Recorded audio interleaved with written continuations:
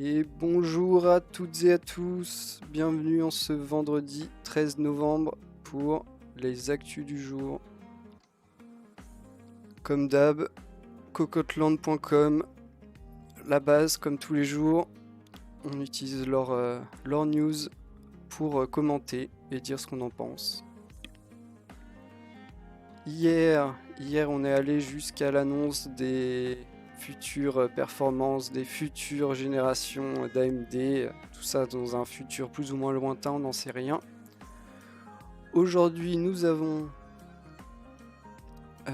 Asus et MSI qui lancent des cartes graphiques AMD, enfin leur version à eux. Celui-là, on l'a déjà vu. Ça, est-ce qu'on est capable de faire tourner le nouveau Assassin's Creed? Très intéressant. Très intéressant de savoir. Un petit bon plan, un jeu gratuit offert sur l'Epic Game Store. On va aller voir si on connaît le jeu. Ensuite, sera-t-on capable de faire tourner Yakuza Like a Dragon? On le saura dans cette news. UMX6 et Jonesbo de retour dans le simple et sobre. On va voir de quoi il en retourne ici. On nous parle d'une carte de stockage additionnelle. On va voir ce qu'ils nous en disent. On a encore une carte AMD custom de GB. On ira voir le visuel, les prix. Surtout les prix qui nous intéressent, savoir s'ils seront alignés sur les cartes de référence de chez AMD ou pas. Une news sur Nvidia. On va aller voir ce que nous dit Nvidia. Est-ce qu'il régale ou pas? On aimerait bien qu'il régale un peu. Des disponibilités sur des 3090. On va aller voir tout ça. A contrario, pas de disponibilité sur les nouveaux processeurs Ryzen 9 5900X et 5950X. Ça déçoit un peu d'AMD qu'on pensait meilleur pour nous proposer un stock correct à la sortie de leur produit. Visiblement, c'est pas trop le cas. Encore une carte custom d'AMD, ce coup-ci de chez ASRock. La guéguerre des technologies, mais ce coup-ci c'est Nvidia qui tente de rattraper AMD. On va en parler, c'est marrant, souvent c'est dans l'autre sens. Alpha Cool et des waterblocks pour les séries 6000, donc les nouvelles cartes graphiques AMD. Le jeu Assassin's Creed disponible dans GeForce Now. Alors, cette news-là, on la voit régulièrement passer. Donc, c'est des séries 30 collab Asus et EK pour faire des cartes graphiques refroidies par liquide. Et cette news, qu'on n'a même pas besoin de commenter plus que ça, une promo sur Windows 10 Pro et Office 2019 Pro Plus à 42€. Voilà, si ça vous intéresse, foncez, c'est probablement sur le site de Microsoft directement. Et on va pouvoir commencer directement avec la première news, Asus et MSI qui nous annoncent leur RX 6800 et 6800 XT, donc entrée de gamme et milieu de gamme des cartes graphiques annoncées par AMD pour le moment. On est sur du classique 3 ventilateurs relativement larges et longues, mais je pense un peu moins que les cartes Nvidia, ou au moins autant, pas plus, ça c'est sûr. Donc celle-là c'est la 6800 de chez Asus. Là on est sur la 6800 XT, donc vous voyez les différences. Il faut lire, hein. Parce que sinon visuellement les cartes sont très semblables, voire l'extérieur est identique visiblement. On passe chez MSI maintenant. C'est toujours la même chose. Au moins sur le design, ils se sont pas foulés. Et donc voilà, c'est vraiment les mêmes cartes, hein. Clairement, pour l'instant, c'est les mêmes cartes. Est-ce que c'est le produit définitif? On ne sait pas, mais là, ça va être dur de savoir de quelle marque est votre carte graphique, hein, avec ce genre de visuel. On enchaîne pour savoir si notre PC va être compatible avec le nouveau Assassin's Creed Valhalla. 27 cartes graphiques testées. Wow, 27 cartes, c'est énorme. Donc, on rappelle les configs pour du 1080p, 30 images par seconde en qualité basse. Il faut des processeurs avec en gros 4 cœurs et ils peuvent être un peu vieux. Une carte graphique avec 4 Go de mémoire, 8 Go de RAM. Et ensuite, si vous voulez passer sur le gameplay qui est le plus fluide, enfin qu'on estime être le minimum pour jouer dans des bonnes conditions, il vous faudra donc un Ryzen 7 1700 ou un Intel i7 6700, 8 Go de RAM toujours et au moins une GTX 1080 ou équivalent. Donc déjà une carte graphique performante. Et sachez que on peut aller jusqu'à de la 4K forcément si vous avez des configs vraiment dernière génération, bien plus solides. On va aller voir vite fait si... Oula. Alors, où sont les benchmarks?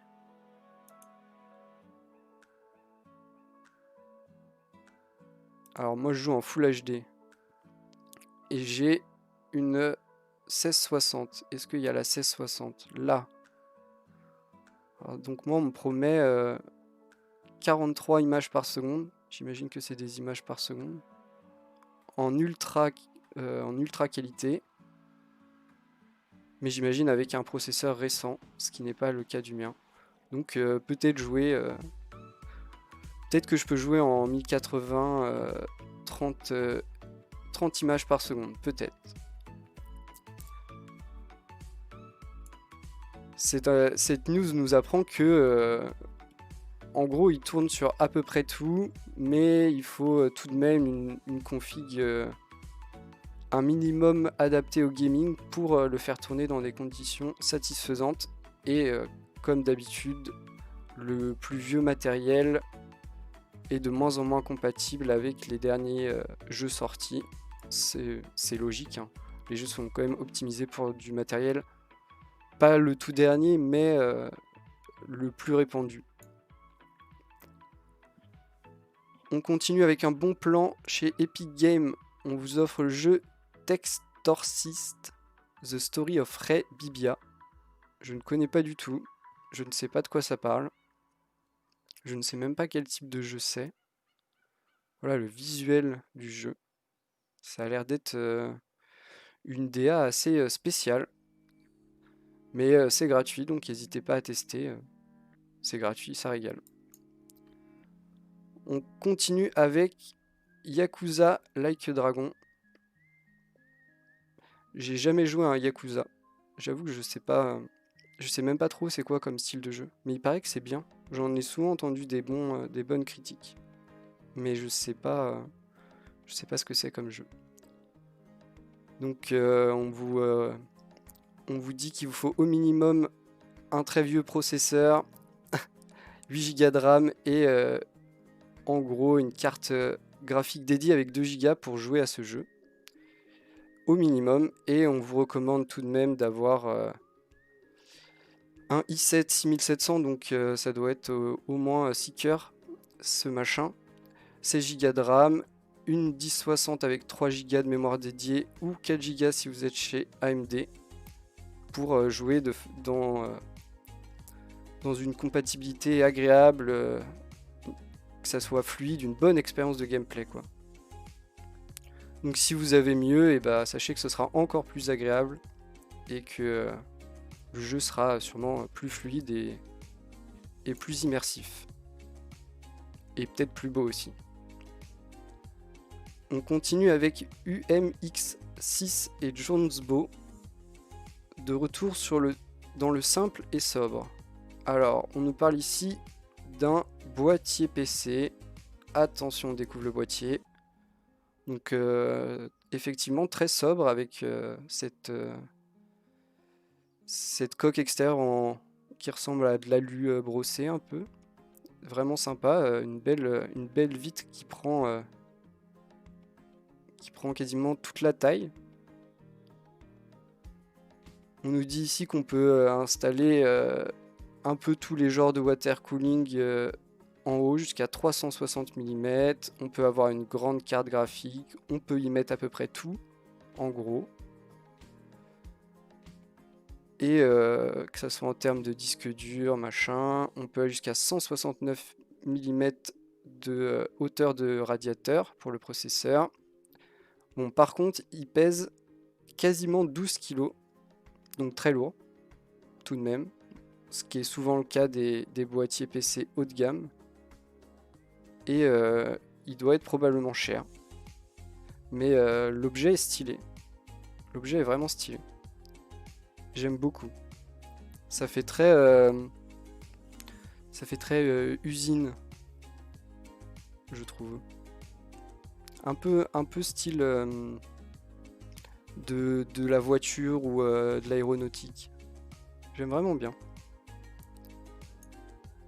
On continue avec une carte additionnelle NVMe pouvant intégrer jusqu'à 64 Tera de SSD à 28 000 émosecondes. Quoi? Comment ça? 28 000 émosecondes, donc en gros 28 gigasecondes. Et 64 Tera. C'est beaucoup tout ça. C'est beaucoup. Alors, est-ce qu'on a un peu plus d'informations? Donc ça se branche en PCI Express 4.0, on imagine, avec des débits pareils. Et en gros, ça nous ajoute des emplacements M2. Donc très intéressant pour les gens qui sont en manque de stockage. Il suffit d'avoir un port PCI Express 4.0 pour pouvoir avoir une extension potentielle de stockage de 64 Tera. Et on peut y mettre du coup 8 SSD M2. Donc assez incroyable comme histoire. Donc voilà le visuel pour y mettre tous ces tout ce stockage incroyable jusqu'à 28 000 émosecondes. Bon, après on va regarder, voilà.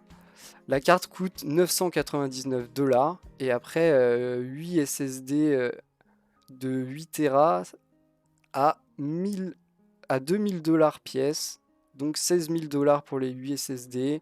Ça nous fait une somme totale de 17 000 $ juste pour le stockage. Mais sachez que c'est possible, que du coup c'est ultra performant. Donc pour une application professionnelle, pourquoi pas. Et il vous suffit juste d'avoir un port PCI Express 4.0 et bim, plus 64 Tera quoi. Incroyable. Bon après ça ressemble à une carte électronique classique, hein, PCB, les connecteurs, tout ça. Mais waouh, quel objet! On continue avec Gigabyte qui nous annonce sa 6800 XT Gaming. Donc voilà, eux un design un peu différent, pour le coup ils se démarquent. Des ventilateurs qui semblent être un peu plus grands. Et bien sûr la marque, hein. Eux ils mettent leur marque. Prix annoncé de 649 $. Ah non, prix annoncé pour le modèle de référence à 649 $. Pour l'instant on n'a pas de prix pour celle-là. Et ça devrait sortir le 18 novembre prochain, dans 5 jours, donc très bientôt. On reste à l'écoute. Alors, petite news avec Nvidia, qu'est-ce qu'ils nous annonce? Une carte d'un partenaire tous les 10 €. Ok. C'est-à-dire, en regardant les tarifs de référence, qui sont toujours à prendre avec des pincettes pour l'instant, on peut voir que le milieu de gamme est assez serré, avec notamment un écart de 100 € entre les RTX 3060 Ti et 3070. Ce qui signifie que les cartes des partenaires vont se tenir dans un mouchoir de poche. Plusieurs hypothèses sont ainsi possibles. On aura un enchaînement des cartes avec quelques euros d'écart. Les cartes haut de gamme seront au même tarif que l'entrée de gamme du GPU supérieur. Ça, ils ont quand même pas trop d'intérêt à le faire. Enfin, ça ferait des trucs assez étranges. Les cartes haut de gamme seront à un tarif supérieur à l'entrée de gamme du GPU supérieur, comme actuellement. Ouais, donc pour l'instant, on sait pas. Mais on voit ici que, effectivement, là, on a 100 entre la 3060 Ti et la 3070. On a 200 entre la 3070 et la 3080. 300 entre la 3080 et la 3080 Ti. Et 500 entre la 3080 Ti et la 3090. Donc on va attendre qu'ils sortent tout. On va attendre qu'ils sortent tout. Mais faut éviter de superposer les gammes parce que logiquement hein, les gens auront tendance à je sais pas, par exemple si tu hésites entre une 3070 et une 3080 et que tu es prêt à aller chercher une 3070 haut de gamme et qu'en fait tu te rends compte que ta 3070 haut de gamme elle te coûte à peine moins cher ou le même prix qu'une 3080, et bah tu vas aller prendre la 3080 forcément. Parce que tu sais que les gains vont être significatifs, vu qu'ils ont fait deux gammes différentes. Donc c'est un jeu dangereux, il vaut mieux bien séparer les gammes et ne pas trop s'étaler pour être superposé, quoi. On continue avec du restock en 3090, la Inno 3D, chez LDLC et HFR, et une ou plusieurs PNY chez Top Achat et Matériel.net. Donc des cartes qui valent entre 1700 et 1800 € tout de même. 3090 plus pour les professionnels. Hein. Voilà le visuel de la Inno 3D. Et voilà le visuel de la PNY. Donc voilà, hein, si vous en cherchez une, foncez parce que les stocks vont pas tenir longtemps. Si vous voulez savoir, cette news date de je sais pas quand du coup. J'allais vous dire mais non, si peut-être. Parce qu'on a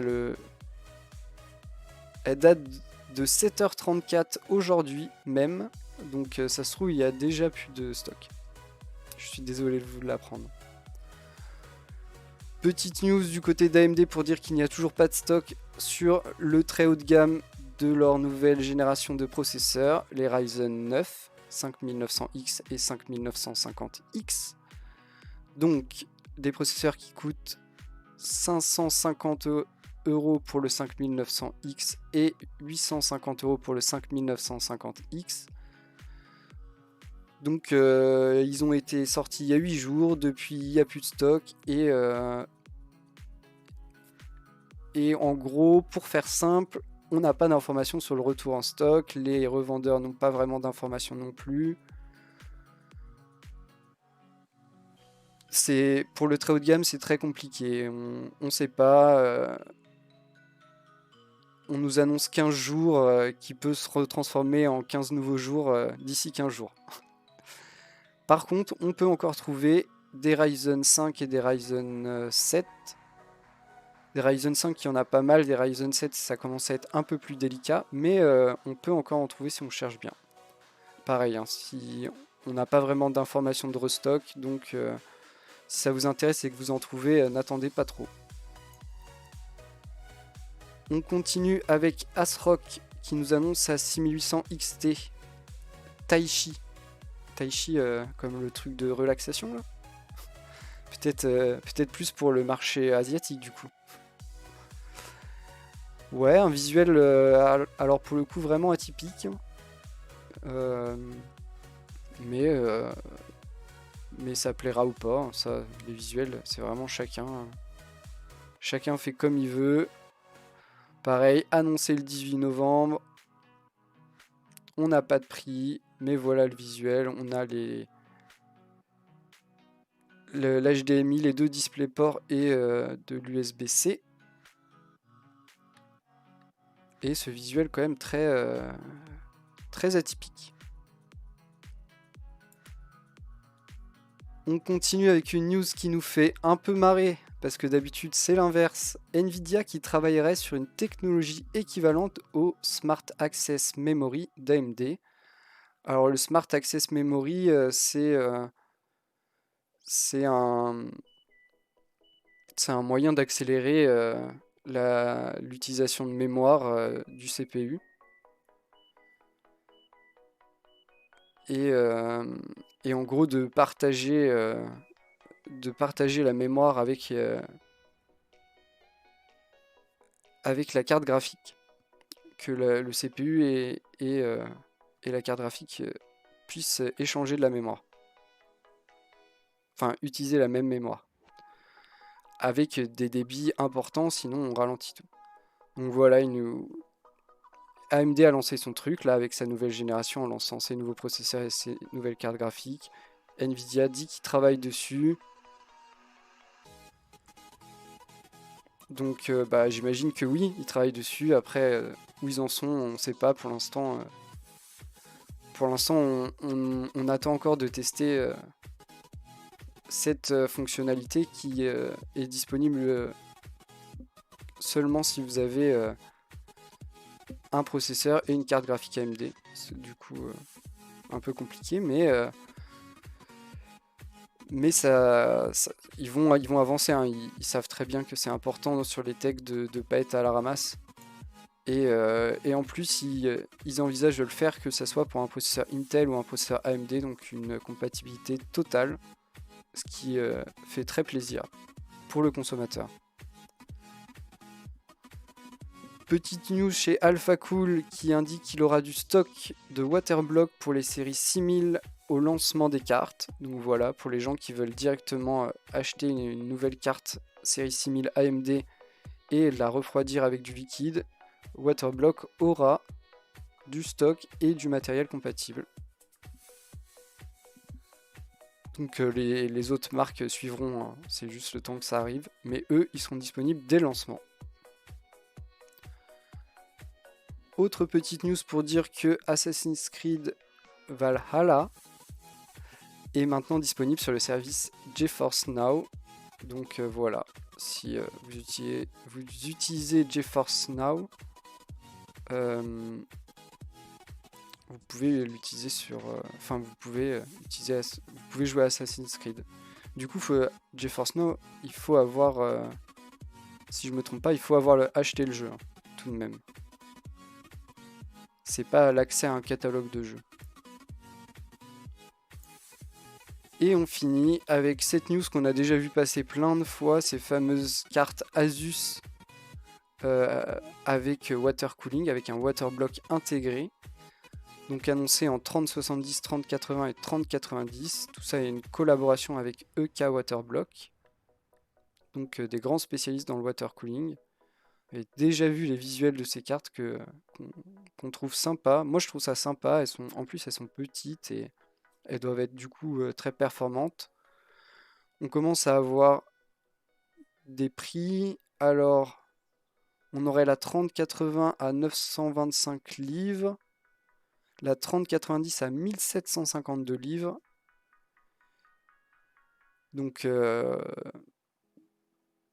pas si cher que ça, pas si cher que ça. Après, il faut savoir qu'il faut le circuit de refroidissement qui lui aussi coûte une certaine somme, mais pas si cher que ça comparé. Là, on compare du coup à des plus classiques. On a 25 livres de différence sur la 3080 et 2 livres de différence sur la 3090. Donc clairement,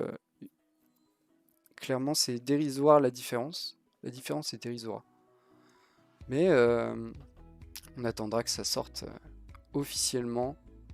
D'ici là, on apprécie tout de même le visuel. Moi j'aime bien. Je trouve que c'est en même temps assez simple et c'est bien éclairé. Ça met en valeur les composants et tout. Non, j'aime beaucoup. J'aime beaucoup. Et ceci conclut nos actus du jour. J'espère que vous avez aimé. N'hésitez pas à me faire des retours. Et merci d'avoir regardé les actus du jour.